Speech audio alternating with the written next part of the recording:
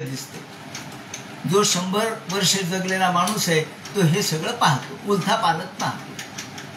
आपल्याला आत्ताच दिसतं. नाही हो, इथं तर मी ही इमारत पाहायला लागलोय. तुम्ही आज पाहिला, पण त्याच्या आधीच्या 4 इमारती मी पाहिल्या.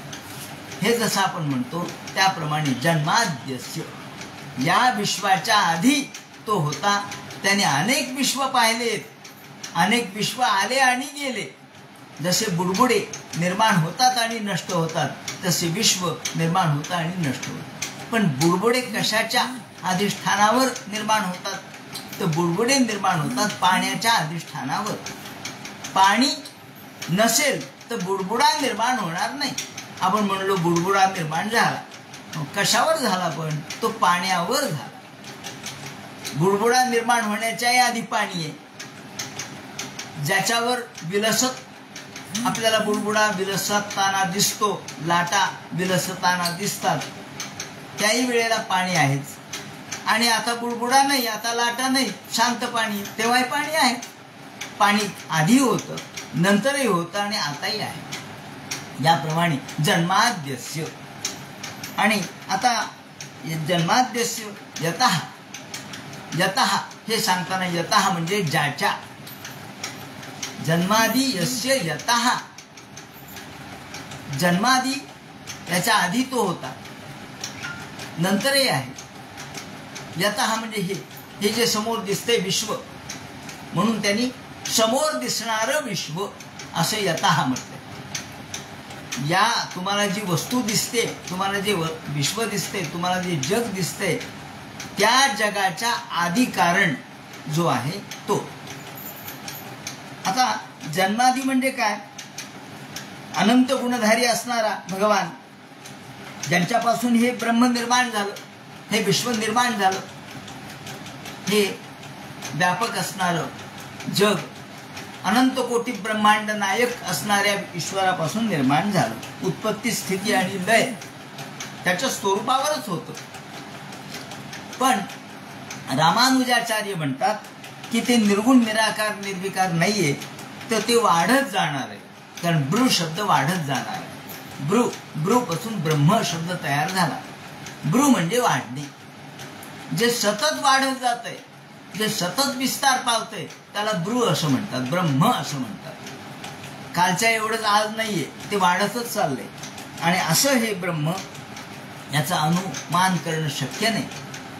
ते आपल्या बुद्धीच्या कक्षेत येणं शक्य नाही. पण त्याचं लक्षण जरी करणं कठीण असलं तरी लक्षण करता येतं. लक्षण करण्यासाठी आपल्याला ते शक्य आहे, असं रामानुजाचार्य म्हणतात. वल्लभाचार्य हे काय म्हणतात? कालच आपण बघितलं की या भागवतावर अनेकांच्या टीका झालेल्या आहेत. त्यामध्ये वल्लभाचार्यांची टीका आहे. आणि हे वल्लभाचार्य असं म्हणतात की जन्माद्यस्य या शब्दाचा अर्थ काय लावायचा? जन्माद्यस्य म्हणजे काय? तर ते म्हणतात आविर्भाव आणि तिरोभाव, म्हणजे प्रगट होणे आणि अप्रगट होणे. आविर्भाव म्हणजे प्रगट होणे, तिरोभाव म्हणजे गुप्त होणे. ह्या दोन्ही गोष्टी भगवंताच्या लीला आहेत. भगवंताला सहज प्रगट होता येतं आणि सहज गुप्तही होता येतं. जेव्हा तो प्रगट होतो तेव्हा आपण म्हणतो की देवाचा साक्षात्कार झाला. पण जेव्हा तो गुप्त असतो तेव्हा तो असतोच. जसा काड्याच्या पेटीमध्ये अग्नी आहे, नाही का? याचं उत्तर आपल्याला आहेच म्हणावं लागेल. काड्याच्या पेटीत अग्नी आहे का? आहे. मग तो अग्नी आमचा खिसा जाळतो का? नाही जाळत. का बरं? म्हणजे अग्नी आहे तर त्यांनी जाळला पाहिजे खिसा? नाही. म्हणजे काड्याची पेटी आम्ही खिशात ठेवली तरी अग्नी त्याला जाळत नाही, कारण तो अप्रगट आहे, तो गुप्त आहे. जेव्हा आपण त्याला घर्षणाने प्रगट करू तेव्हा मात्र आपण त्याला हात लावू शकणार नाही. म्हणून या ठिकाणी ते म्हणतात की अप्रगट आणि प्रगट, गुप्त आणि व्यक्त हे दोन्ही भगवंताच्या लीला आहेत. आणि ह्या लीला असल्यामुळं तो जेव्हा प्रगट होतो तेव्हा विश्वरूपाने प्रगट होतो. आणि अप्रगट असतो तेव्हा ब्रह्मरूपाने असतो. निर्गुण निराकार निर्विकार या रूपाने असतो. प्रगट होतो तेव्हा ईश्वर रूपाने प्रगट होतो, सगुण साकार होतो. आणि म्हणून जन्माद्यस्य या शब्दाचा अर्थ जन्म आद्यस्य असा अर्थ त्यांनी लावलाय वल्लभाचार्य. जन्म आद्यस्य, आद्य म्हणजे काय ते म्हणतात, आद्य म्हणजे आकाश. वल्लभाचार्यांची भूमिका वेगळीच. आकाश, आद्य म्हणजे आकाश, कारण सगळ्यात आधी आकाश जन्माला आलं. माया, मायेनंतर अहंकार, आणि अहंकारातून पहिल्यांदा आकाशाची उत्पत्ती झाली. म्हणजे पंचमहाभूतापैकी पहिलं जे काही जन्माला आलं ते आकाश. म्हणून जन्म आद्यस्य म्हणजे आकाशाच्या जन्माच्या आधी जो होता असा अर्थ त्यांनी लावलेला आहे. म्हणून जन्म आद्यस्य म्हणजे आकाशस्य यतः, आकाशरूपी वस्तूच्या जन्म ज्यापासून होतो, आकाशरूपी वस्तूचा जन्म ज्याच्यापासून होतो ते ब्रह्म असं त्यांनी म्हटलं. आणि मध्वाचार्य म्हणतात उत्पत्ती, पालन आणि संहार, नियमन, ज्ञान, अज्ञान, बंध, मोक्ष अशा 8 बाबी ज्याच्यापासून होतात तो भगवान आहे. अशा पद्धतीने जन्माद्यस्य शब्दाचे वेगवेगळे अर्थ या ठिकाणी लावलेले आहेत. आता जन्माद्यस्य यतः, यतः का म्हटलं तर विश्व आम्हाला दिसतं. जी वस्तू आम्हाला दिसते त्याच्या अनुषंगाने आपल्याला बोलावं लागतं. जी वस्तू आपल्याला दिसत नाही त्याच्या संदर्भात आपण बोलत नाही. पण उदाहरण देण्यासाठी आपण विश्वाला समोर ठेवलेलं आहे. अन्वयात इतरतः. मग हे कसं समजून घ्यावं, भगवान कसा समजून घ्यायचा, तर ते म्हणतात अन्वयात इतरतः. अन्वयात इतरतः म्हणजे काय, तर अन्वय आणि व्यतिरेक याने हा ब्रह्म भगवान आपल्याला समजून घेता येतो. अन्वय म्हणजे काय आणि व्यतिरेक म्हणजे काय हे या ठिकाणी आपल्याला लक्षात घ्यायचे. हे सांगण्यापूर्वी त्यांनी काय म्हटलंय तर अन्वय शब्देन अनुवृत्ती, इतर शब्देन व्यावृत्ती ही अनुवृत्तत्वात सद्रूप ब्रह्मकारणम मत सुवर्णादिवत. ते म्हणतात अन्वय आणि व्यतिरेक.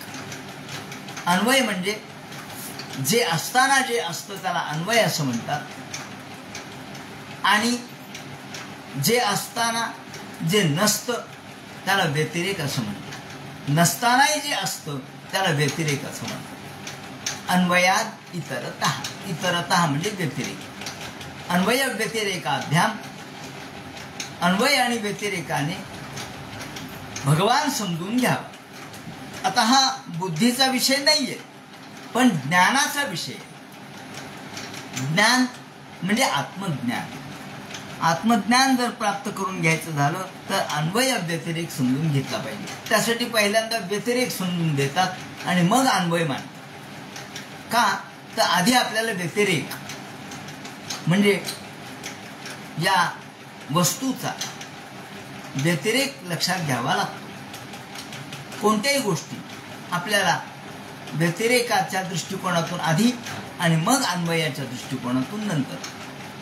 आता अन्वयात इतरतः असं जेव्हा ते म्हणतात अन्वय आणि व्यतिरेक, तर हे सगळं विश्व, हे सगळं जग निर्माण झालं. यतो वा इमानी भूतानी जायन्ते तत्संविशन्ति. यतो वा इमानी भूतानी जायन्ते, ज्याच्यामुळे ही सगळे भूत निर्माण झाले. येन जातानी जीवंती, ज्याच्यावरती हे जीवन जगतात. आणि यत प्रयत्यंती संविशन्ति तद ब्रह्म, ज्याच्यात ते विसर्जित होतात त्याला ब्रह्म म्हणावं. आता यतो वा इमानी भूतानी जायन्ते या ठिकाणी असं म्हटलेलं आहे की यतो वा इमानी भूतानी, हे सगळे भूत ज्याच्यापासून जन्माला येतात, त्यानंतर जे ज्याच्या क्षमतेवर, ज्ञानावर, अस्तित्वामुळं वाढतात, अस्तित्व आणि ज्याच्यामध्ये विलीन पावतात. नियम असा आहे की ज्याच्यात विलीन पावतात त्यातूनच निर्मिती होत असते. म्हणजे विलीन पावण्याची जी प्रक्रिया आहे ती प्रक्रिया त्याचीच होऊ शकते ज्याच्यातून ते निर्माण झालं. म्हणून ते म्हणतात विलीन होण्याला फार महत्त्व आहे. म्हणून ते म्हणतात येन जातानी जीवंती यत प्रयत्यंभी संविशंती, ज्याच्यामध्ये ते विलीन पावतात. एखादी गोष्ट त्याच्यातच विलीन पावता येते ज्याच्यातून ती जन्माला आली. आणि म्हणून भगवंताच्या या स्वरूपाचा विचार करताना अन्वय आणि व्यतिरेकाचा विचार त्यांनी सांगितला. ज्याच्यामध्ये अन्वय व्यतिरेक म्हणजे जे आम्हाला दिसतं विश्व हे व्यतिरेकाने समजून घ्यायचं असतं. त्याची व्यावृत्ती आहे, नसणेपणा. व्यावृत्ती म्हणजे नसणेपणा. आता आपल्याला सगळं जग दिसतं पण देव दिसत नाही. देवाची व्यावृत्ती आहे असं वाटतं पण नाही. देवाचा अन्वय सगळीकडे तो आहे. म्हणून जसं आपण ब्रह्म हा दोरा आहे आणि वस्त्र हे जग आहे. मुक्ताबाईंनी म्हटले, ते म्हणतात की ब्रह्मपट ब्रह्मदोरा, विश्वपट ब्रह्मदोरा. विश्व हे पट आहे. पट म्हणजे वस्त्र आहे. मग जेव्हा आपण वस्त्राकडे पाहतो तेव्हा आपल्याला दोरा कुठे दिसतो? दोरा नाही दिसत. जेव्हा आपण वस्त्राकडे पाहतो तेव्हा आपल्याला वस्त्र दिसतं. जेव्हा आपण माळेकडे पाहतो तेव्हा आपल्याला दोरा दिसत नाही, फुलं दिसतात. फुलं एकत्र दिसतात, दोरा कुठे दिसतो? ते म्हणतात इथे दोऱ्याचा अन्वय आहे पण तो दिसत नाही. पण फुलं वेगवेगळे केले की मग दोरा दिसतो. अरे हा दोरा फुलांमध्ये होता, मग आता फुलं विस्कळीत झाली. का? तर दोरा नसल्यामुळे. पट आपल्याला दिसतो पण त्यातला दोरा दिसत नाही. पण जेव्हा आपण वेगळे दोरे करतो तेव्हा दोरे वेगळे दिसतील पण वस्त्र नावाची गोष्ट तर राहणार नाही. कुठे म्हणले वस्त्र? वस्त्र कुठे? दोरे म्हणजे काही वस्त्र नाही. दोऱ्याचा गुंडाळा म्हणजे वस्त्र नाही. आपण जर डोळ्याचे गुंडाळे असे आणून ठेवले तर त्याला कोणी वस्त्र म्हणणार नाही, त्याला कोणी कपडा म्हणणार नाही. ते जेव्हा एकत्र विणले जातील तेव्हा तो कपडा आहे. विणणे ही प्रक्रिया आहे, ती दोऱ्याची होत असते पण दोऱ्याशिवाय होत नसते. हेही तेवढंच खरं. म्हणून ते म्हणतात की दोऱ्याचा पटामध्ये अन्वय आहे आणि पटाचा दोऱ्यामध्ये व्यतिरेक आहे. दोरा आहे, वस्त्र आहे का? नाही. कुठे म्हणे वस्त्र? वस्त्र नाहीये म्हणजे वस्त्राचा व्यतिरेक आहे. पण दोरा हा कायमचा आहे. तो त्या अन्वयात रूप असल्यामुळं, तो त्याच्यात समाविष्ट असल्यामुळं तो सर्वत्र आहे. या दृष्टीने ते म्हणतात की चार्थेष्वभिज्ञ स्वराट. आता मूळ मुद्दा असा आहे की हे विश्व जे निर्माण झालं ते विश्व कोणी निर्माण केलं? याचं निर्माण करणारा कोण? चार्थेष्व, अभिज्ञ आणि स्वराट हे तीन शब्द या ठिकाणी मोठे मार्मिक वापरलेले आहेत. ते म्हणतात की आपल्याला चार्थेष्वभिज्ञ स्वराट. चार्थेष्व म्हणजे काय? च अर्थेषु. च अर्थेषु. अर्थ शब्दाचा अर्थ काय? अर्थ नाहीये. शब्दाचा अर्थही नाहीये किंवा अर्थशास्त्रातला अर्थ नाही. अर्थ म्हणजे पंचमहाभूत. या ठिकाणी चार्थेषु अर्थ म्हणजे पंचमहाभूत. हे पंचमहाभूत ज्यांच्यातून निर्माण झाले, अर्थेषु अभिज्ञ. आणि मग हे पंचमहाभूत ज्यांच्यापासून निर्माण झाले त्याला त्यांनी अर्थेषु म्हटलंय. आकाश, वायू, अग्नी ह्या भौतिक कार्यामध्ये जो अन्वय रूपाने आहे, या भौतिक कार्यामध्ये म्हणजे आकाशामध्ये सूर्य आहे, वायू वाहतोय, त्याचप्रमाणे अग्नी आहे, पृथ्वी आहे, पृथ्वीची धारण क्षमता आहे, हे जे सगळं आहे याच्यामध्ये जी शक्ती आहे ती भगवंताची. जसं एखादं घर खांबावर किंवा पिलरवर उभं असतं, घर दिसतं, आपण काही पिलर पाहत नाहीत, खांब पाहत नाहीत, पण खांबाच्या आधाराने घर आहे. तेव्हा तो आधार आहे आणि आपण आधेय आहे. तो सगळ्याचा आधार आहे, जगदाधार आहे. तो आधार काढून टाकला तर घर कोसळेल. तो आधार भगवंताचा असल्यामुळं आकाश, वायू इत्यादी जे भौतिक कार्य आहेत त्यांच्यामध्ये जे परमात्म तत्व अन्वित आहे तो सत्रूपाने त्यामध्ये प्रविष्ट आहे. आता हा कसा प्रविष्ट आहे तर ते म्हणतात याला निर्मिती कोणी केली, त्या विश्वाच्या निर्मितीला कोण कारण आहे. कारण शेवटी यांनी नमस्कार केलेला आहे, त्यांना वंदन केलेलं आहे. सत्यम परम धीमहि म्हणून त्यांना वंदन केले. आता हे वंदन कोणाला आहे ते म्हणे वंदन मायेला असू शकतं का ते म्हणे नाही. त्याचं कारण काय ते म्हणतात माया ही जड आहे आणि माया जड असल्यामुळं मायेला वंदन करता येणार नाही, करू शकत नाही. म्हणून ते म्हणतात माया ही जड प्रकृतीची असल्यामुळं ती विश्वाची निर्मिती कारण होऊ शकत नाही. विश्वाचं निर्मिती कारण फक्त ईश्वर आहे, परब्रह्म आहे. कशामुळे इथे शब्द त्याने जो वापरलाय तो स्वराट, अभिज्ञ आणि स्वराट हे शब्द वापरले आणि या शब्दाने त्यांनी मायेचा निराश केलेला आहे. माया विश्वाची निर्मिती होऊ शकत नाही, निर्मिती कारण होऊ शकत नाही. त्यानंतर जीव होऊ शकतो का ते म्हणतात जीव देखील या विश्वाचं निर्मिती कारण नाही, कारण जीव अज्ञानी आहे. इथे अभिज्ञ शब्द वापरलाय तर जीव काही अभिज्ञ नाहीये, जीव काही ज्ञानी नाही, जीव अज्ञानी आहे. त्यामुळे तो या विश्वाचं कारण होऊ शकत नाही. माया होऊ शकत नाही कारण माया चैतन्य रूप नाही, ती जड स्वरूपाची आहे. जड म्हणजे जसं आपण जरी म्हणलो गाडी चालली तर गाडी चालत नसते. गाडी कशी चालत, गाडी तर जड आहे, गाडी कशी चालत.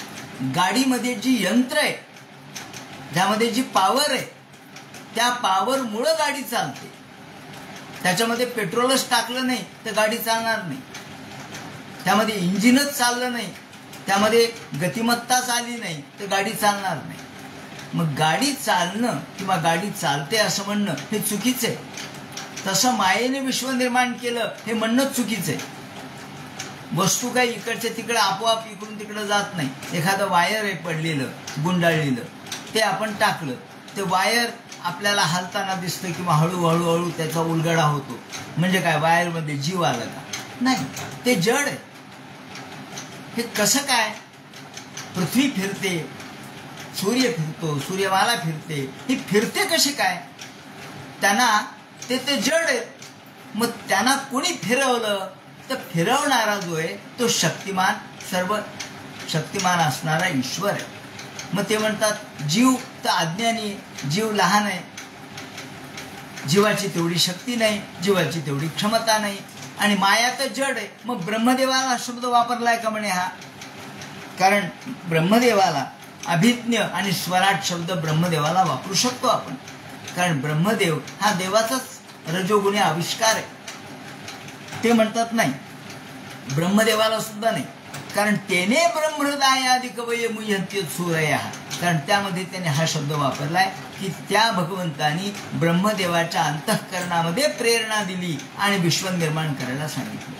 मग जर ब्रह्मदेव हा सगळ्या विश्वाचा निर्माता असता तर त्याला प्रेरणा देण्याची गरज नव्हती, त्याला किल्ली देण्याची गरज नव्हती, त्याला उद्युक्त करायची गरज नव्हती. तो स्वतःहून उद्युक्त झाला नाही, त्याला ही जी वैचारिक प्रेरणा दिली ती भगवंताने दिलेली आहे.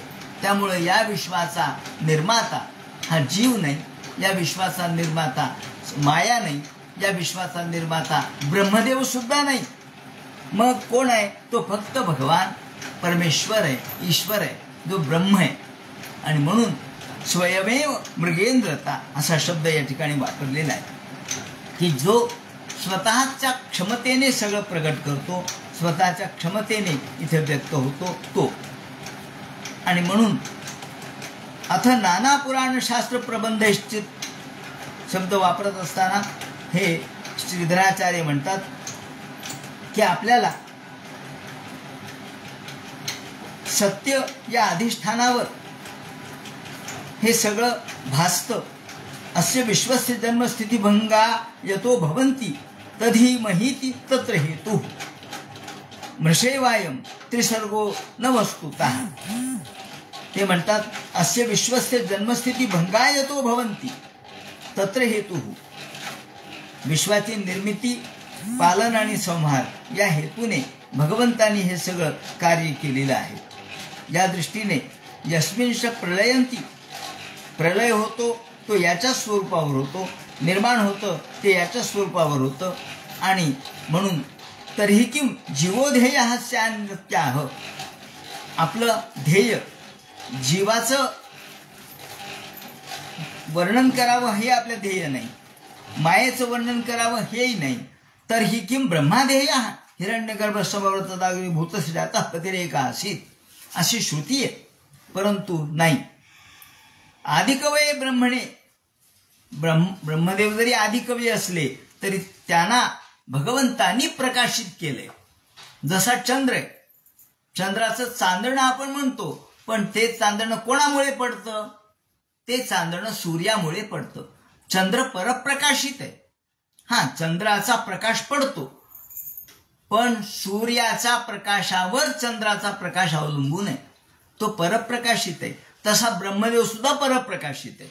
म्हणून ते म्हणतात की ब्रह्मदेव जरी आधी कवी असले तरी भगवंतांनी त्यांना प्रेरणा दिलेली आहे, म्हणून ते प्रकाशमान झालेत. ननु ब्रह्मणो, म्हणून ब्रह्मदेव देखील विश्वाचं कारण होऊ शकत नाहीत. आणि मग जीव हा पराधीन आहे, तो स्वाधीन नाही, तो अज्ञानी आहे.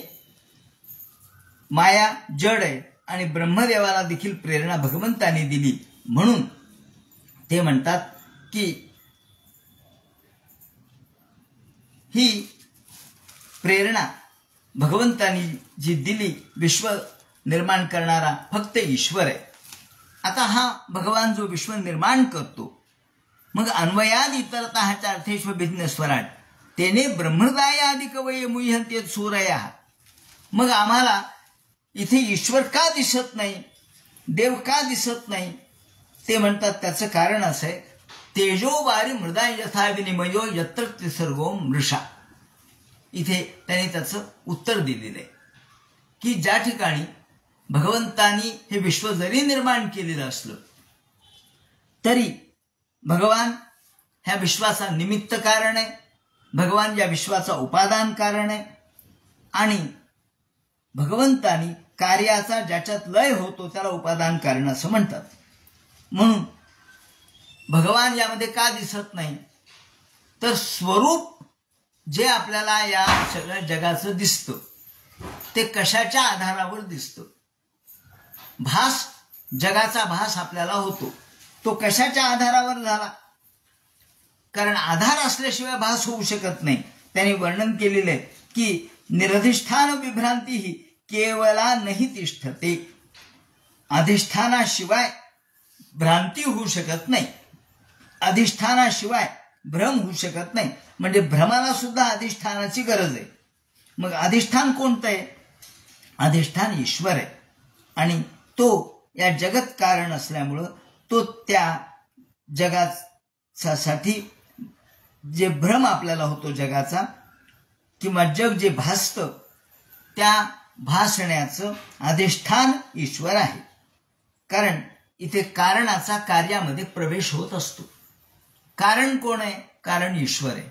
कार्य आहे जग. कारणाचा कार्यामध्ये प्रवेश. कोणतं कार्य झालं? जगाचं. जसं आपण उदाहरण सांगायचं झालं तर पाणी तापलं असं म्हणतो. हे पाणी जे तापलं त्याच्यामध्ये कसं काय तापलं पाणी? ते म्हणे त्याच्यामध्ये उष्णता शिरली. मग उष्णता शिरल्याशिवाय पाणी तापू शकत नाही. पाणी तापलं ते उष्णतेमुळे. मग उष्णता आणि प्रकाश हा अग्नीचा गुणधर्म आहे. मग पाणी चमकलं का म्हणले? पाणी चमकलं का? नाही चमकलं. का? त्यात उष्णता आणि पाणी. आता यामध्ये पाणी जरी तापलं, उष्ण झालं, पण प्रकाश आला नाही. पाण्यामध्ये अग्नीचा प्रवेश झाला, तो आपल्याला दिसला का? काय पाणी प्रकाशमान झालं का? पाणी चमकलं का? नाही हो म्हणले. मग हात घातल्याशिवाय कळत नाही पाणी तापलंय का नाही. तसं दिसत नाही. का बरं म्हणले? मग अग्नीचा गुणधर्म जर प्रकाशमयता असेल तर तो त्यात यायला पाहिजे. ते म्हणे येत नसतो. का? माध्यमाचे गुणधर्म त्याला लागतात. मग अग्नीचा फक्त उष्णता हा गुण आला, पण प्रकाश हा गुण आला नाही. तसा जीवामध्ये सुद्धा ईश्वराचा चैतन्य हा गुण आला, पण आनंद हा गुण आला नाही. जीव दुःखीच आहे. का म्हणले? जीवन शिव एकच आहे ना. हो, एकच आहे. मग आम्हाला देव मानायला काय हरकत आहे? जीवच ईश्वर आहे नाही म्हणे. जीवाचं चैतन्य हे भगवंताच आहे, पण आनंद सत चित आणि आनंद. जीव हा सत नाही, तो असत रूपात आहे. तो चित चैतन्यमय आहे, पण आनंद रूप नाही. म्हणून जसा पाण्यामध्ये अग्नीचा प्रकाशमानता हा गुण आला नाही, पण उष्णता हा गुण आला आणि पाणी तापलं, त्याप्रमाणे कारणाचा कार्यामध्ये प्रवेश होतो.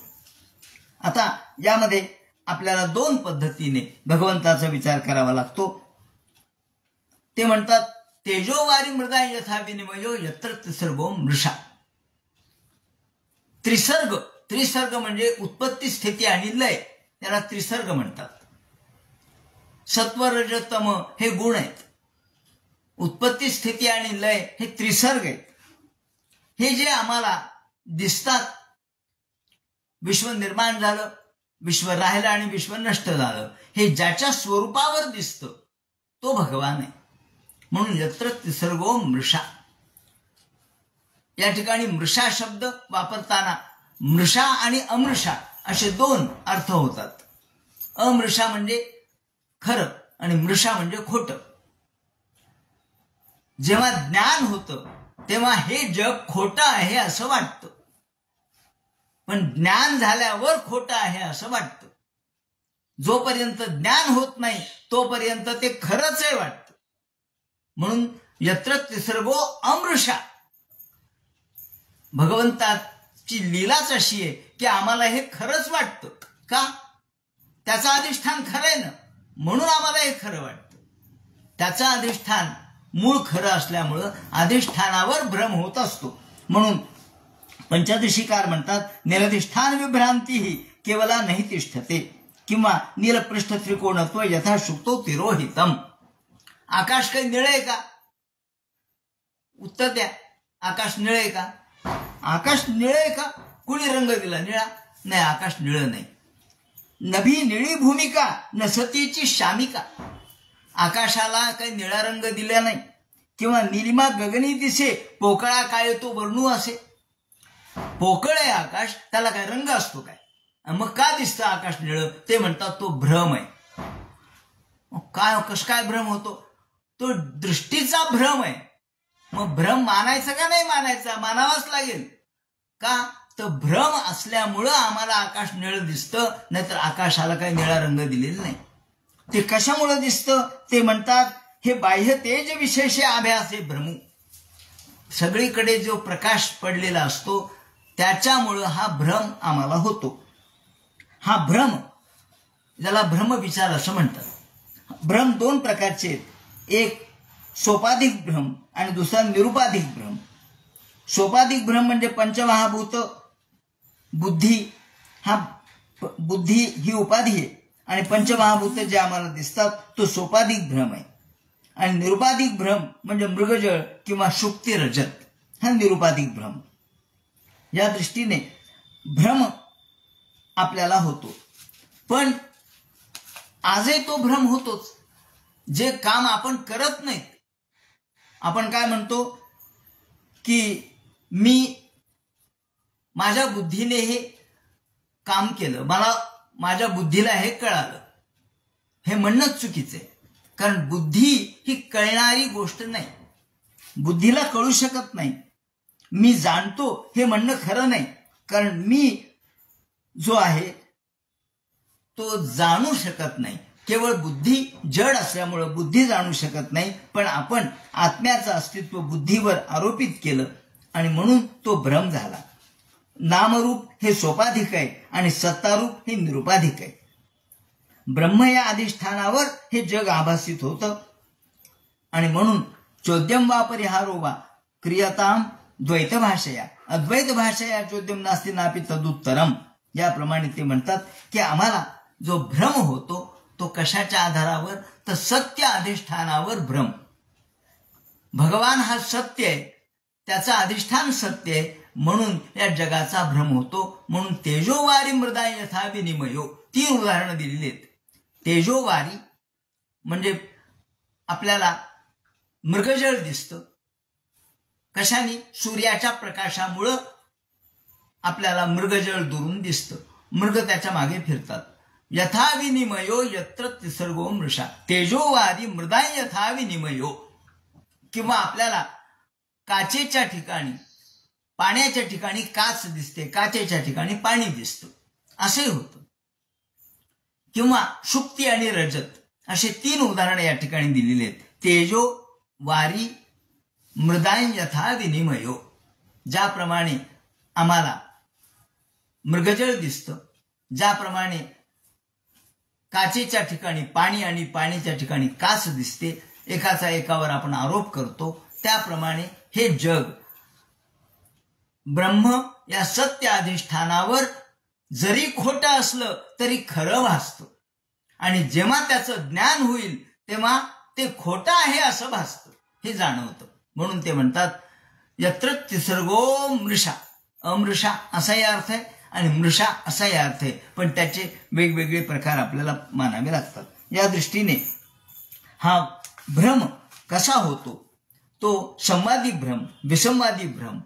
जसा राजहंसाला तो रत्न आहे असं वाटतं आणि तो चोंच मारतो आणि चोंच तुटून जाते. खडक असतो पण त्याला वाटतं रत्न आहे, रत्न आहे असं वाटतं आणि तो खडकावर चोंच मारतो. त्याप्रमाणे या ठिकाणी आपण केवळ असत्य असणाऱ्या गोष्टीला सत्य मानतो आणि तेच खरं आहे असं मानून आपले जगत व्यवहार चाललेले असतात. ते म्हणतात तेजोवारी मृदा यथा विनिमयो यत्र तिसर्गो मृषा धामना स्वेन सदा निरस्तो कोकम सत्यम परं धीमहि. मग आता भगवंताचा विचार करायचा झाला तर आपल्याला तो अन्वय व्यतिरेकाच्या पद्धतीने जसा करता येतो तसा स्वरूप लक्षण आणि तटस्थ लक्षण या दृष्टीने करता येतो. मग आता स्वरूप लक्षण म्हणजे काय आणि तटस्थ लक्षण म्हणजे काय, तो या श्लोकामध्ये काय विवरण केलेले त्या संबंधीचं चिंतन आपण उद्याच्या भागवत कथनामध्ये करू. हरे नमः. पुंडली गौरी हरे विठ्ठल सीताकांत स्मरण. जय जय राम. पार्वतीपते हर हर महादेव. श्रीमज्जनार्दन गुरुमूर्तये नमः. हरे राम राम राम हरे हरे, हरे कृष्ण कृष्ण कृष्ण हरे हरे, हरे राम.